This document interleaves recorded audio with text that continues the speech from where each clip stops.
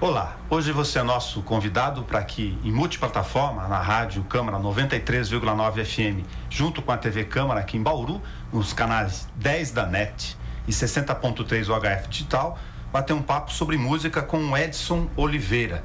E numa apresentação muito breve, agradecendo a presença do Edson e da sua passagem aqui pelo Brasil para explicar a sua trajetória. Ele é nascido aqui em Duartina, mas já está há 18 anos nos Estados Unidos.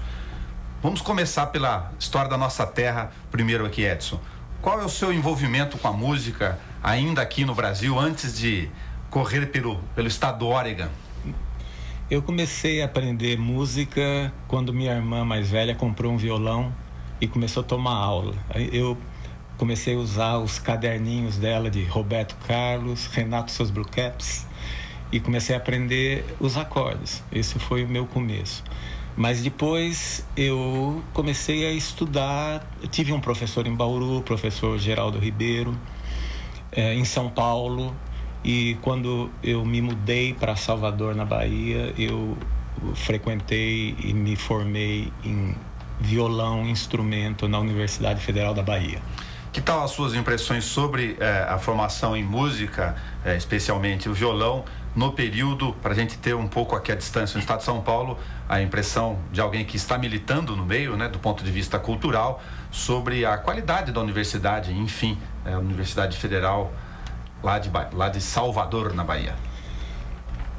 Eu posso dizer que eu aprendi bastante e ainda saí de lá com muito a aprender. Mas foi um curso bom, eu peguei uma boa base, um bom fundamento em música em geral, harmonia, teoria. Um curso para formação musical ou tem um viés para algum setor, segmento mais específico?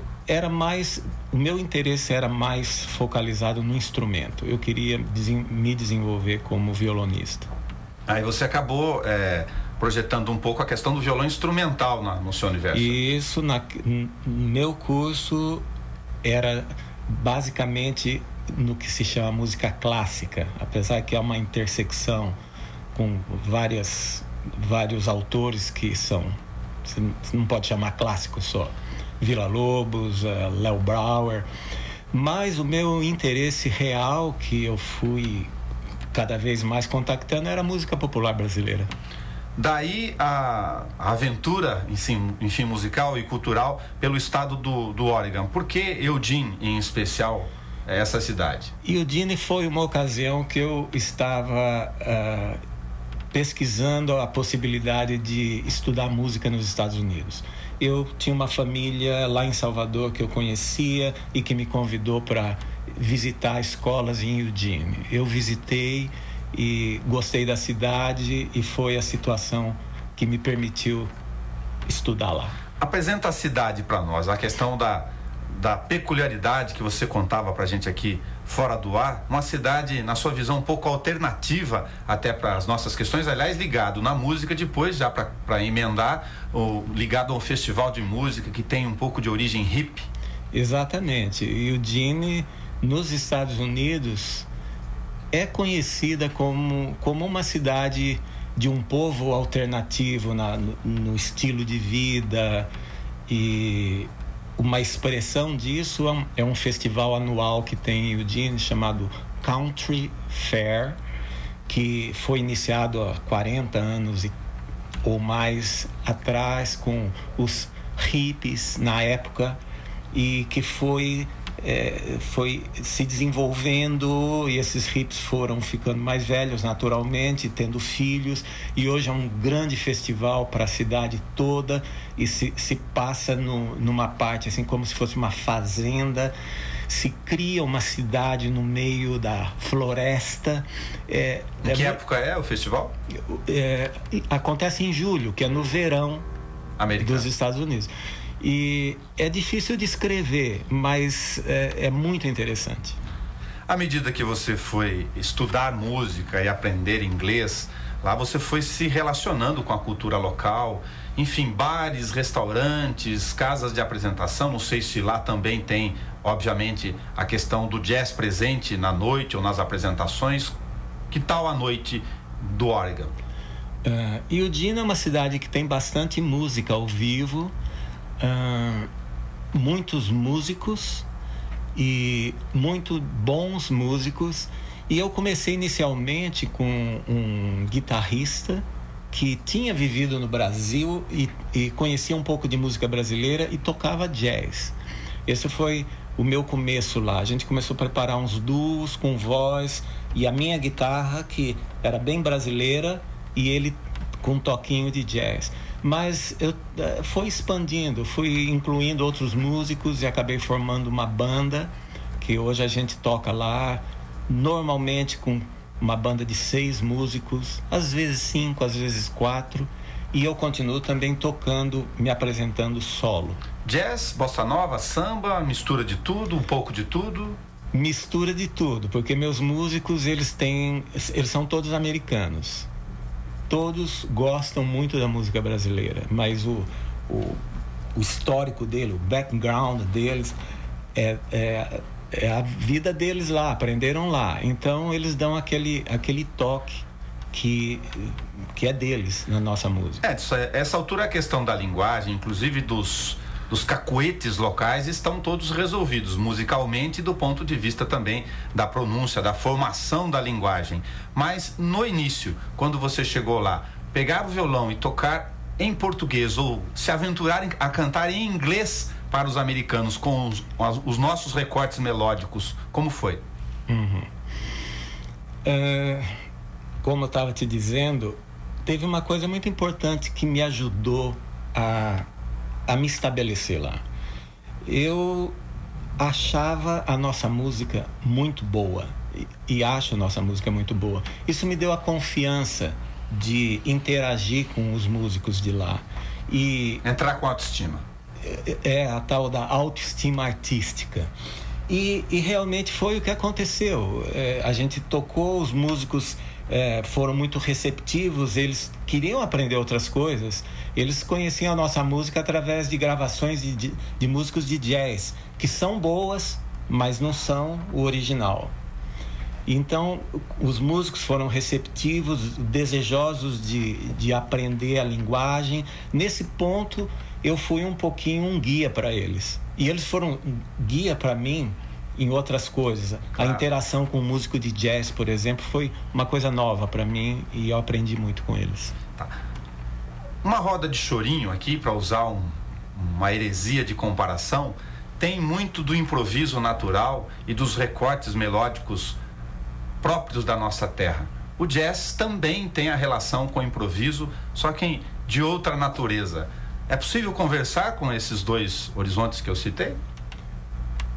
Você está perguntando o chorinho... Se dá para pensar numa roda brasileira de chorinho com músicos de jazz da sua banda, é que você conhece os dois lados dessa faceta aqui, né? Dá. Eles, na verdade, nós tocamos alguns choros com o grupo. Muito bom. E eles se dedicaram, aprenderam as melodias, e depois eles falam, bom, eu vou tocar a melodia de Noites Cariocas, adoro, mas aí eu quero um coro só para me improvisar. E eles fazem. Duartina, que nos ouve, mas para não perder memória no tempo, talvez não tenha a dimensão do Edson Oliveira lá em Eugene, no estado do Oregon, com plays do Antônio Carlos Jobim, inteirinho, setlist para eles lá. Isso. Não tinha, com o Facebook eles têm agora. Agora tem. Eu gravei o Antônio Carlos Jobim, eu vinha estudando Jobim, aprendendo com Jobim, e me veio essa ideia de gravar um disco. Eu gosto muito de ter tido essa ideia e gravei esse disco em 2008. Antes de aproveitar e pedir para você apresentar, enfim, 2 canções para nós aqui do Antônio Carlos Jobim, do mestre, não haveria outro adjetivo a não ser para identificá-lo. O nome da banda tem uma jogada legal aqui de fonética entre o americano, o significado natural e a nossa apropriação melódica aqui. Mas fala você. Tem. O nome da minha banda lá é Sambossa. O que você fala? Tá certo, é samba e bossa. Virou sambossa. E é mesmo. Mas a palavra sun é escrita com S-U-N, que em inglês, sun, quer dizer sol.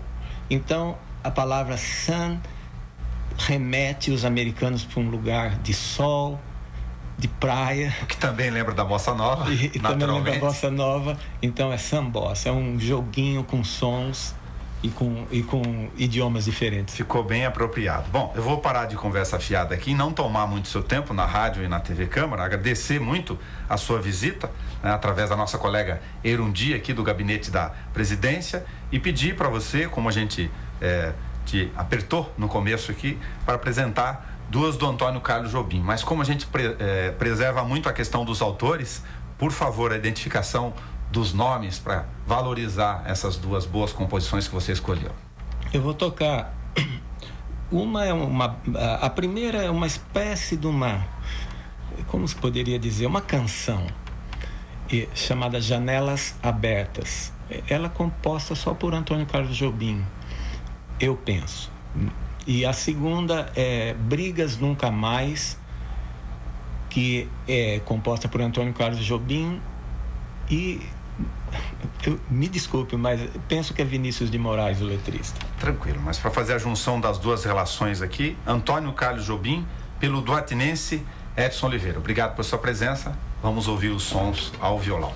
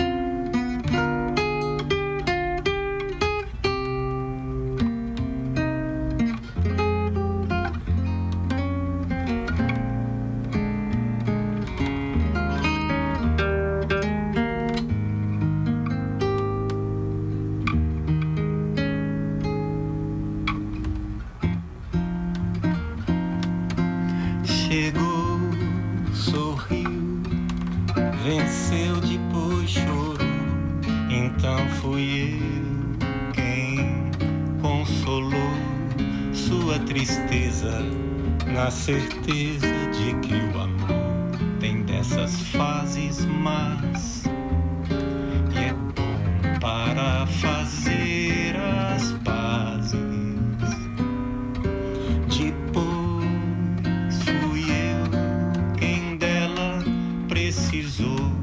E ela então me socorreu, e o nosso amor mostrou que veio pra ficar, mais uma vez por toda a vida.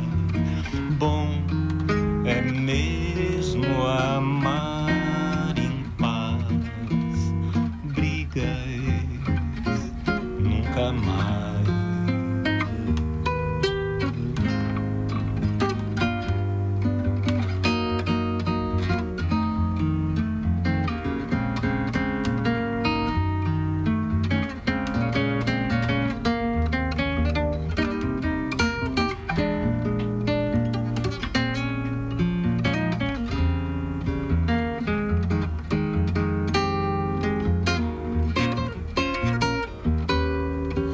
Depois fui eu quem dela precisou, e ela então me socorreu, e o nosso amor mostrou que veio pra ficar mais uma vez por toda a vida.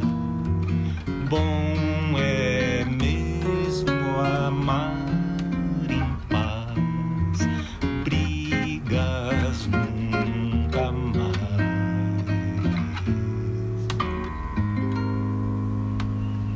Obrigado ao Edson Oliveira, visita aqui de Eugene, no estado do Oregon, nos Estados Unidos. Eu sou Nelson Itaberá, você conversou conosco e ouviu na Rádio Câmara, simultâneo em multiplataforma, com a TV Câmara nos canais 10 da NET e 60.3 UHF. Até o nosso próximo bate-papo.